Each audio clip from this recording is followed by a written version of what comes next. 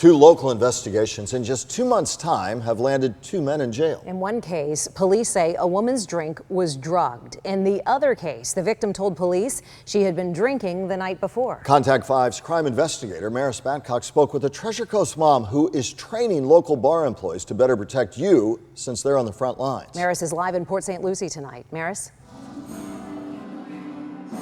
As we were investigating these crimes, we learned that something doesn't actually have to be put into your drink for it to be considered drug-facilitated sexual assault. If you consume too much alcohol, that alone qualifies.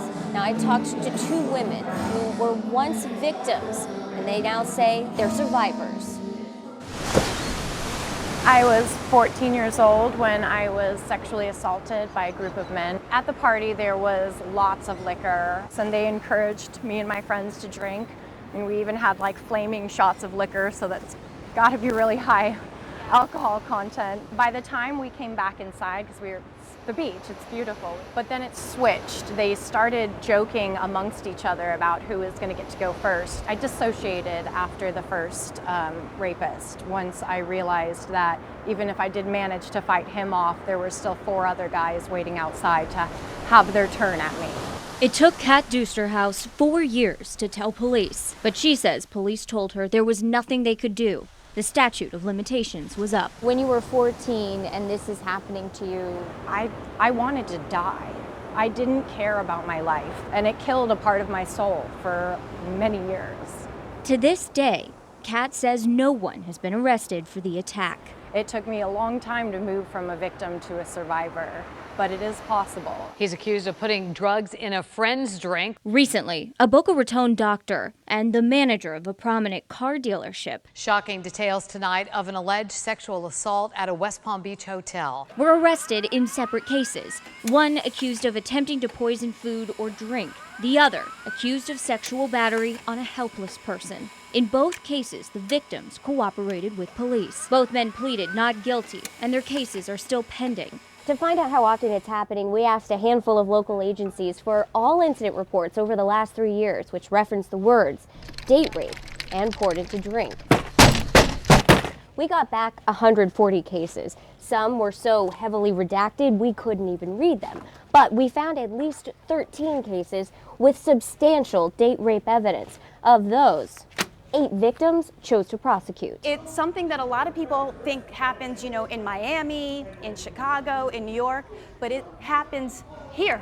Inspired by the recent headlines We watch people all the time, and professional experiences, but we can see when 2 random strangers start talking. a restaurant in Wellington decided to take action. How many of you like to drink? Absolutely.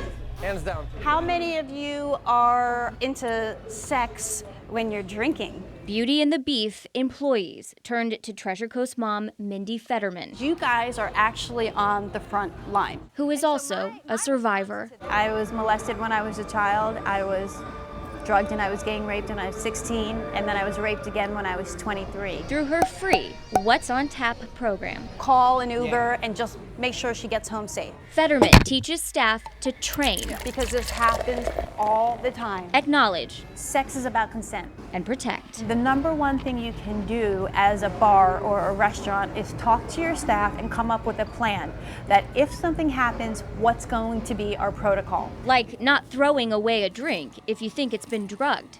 Instead, save it and call police. And that's brilliant. And that is only something that the bartender would know if they had talked about it as a staff. She also wants victims to know they are not alone. Even if you were to get completely naked and completely drunk, nobody has the right to take advantage of you.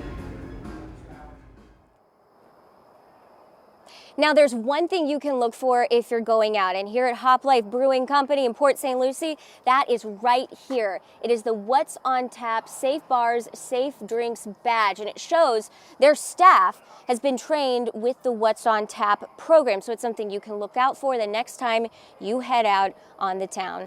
Live from Hop Life Brewing Company in Port St. Lucie tonight, I'm Maris Badcock, WPTV News Channel 5.